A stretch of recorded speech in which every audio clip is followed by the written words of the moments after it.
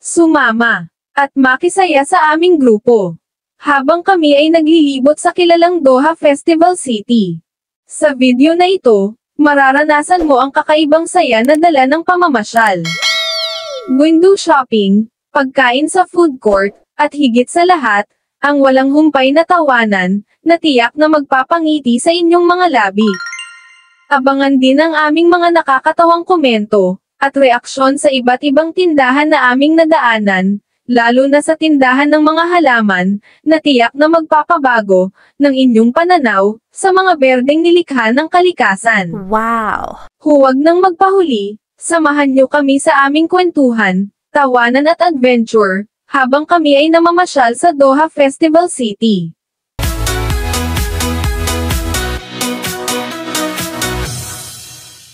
Magandang araw sa inyong lahat.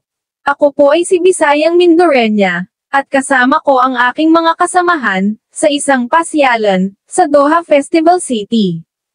Bago pa man kami makarating, puno na ng excitement, at anticipation ang aming sasakyan.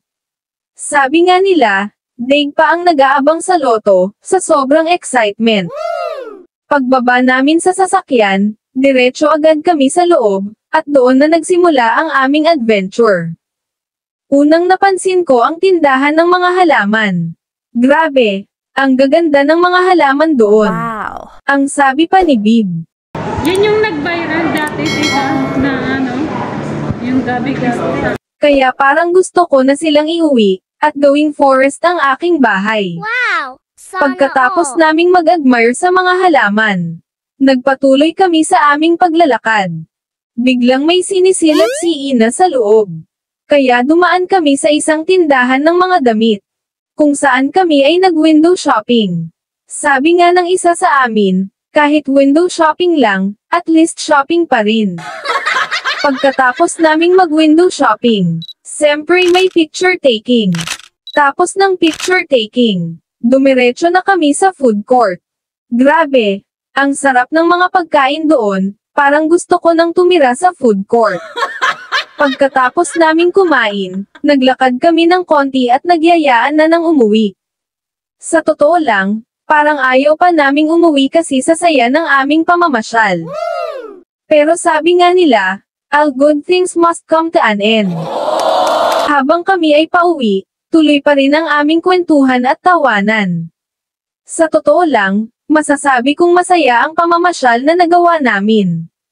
Kaya, ano pang hinihintay mo? Mag-subscribe ka na, at samahan mo kaming palagi sa aming kwento, tawanan at adventure. E-follow mo na din kami sa aming Facebook page, Bisayang Mindorenya. Siguradong mag-e-enjoy ka, nakasama kami. Hanggang sa susunod na video, mga kaibigan. Stay happy and keep laughing. Thank you for watching.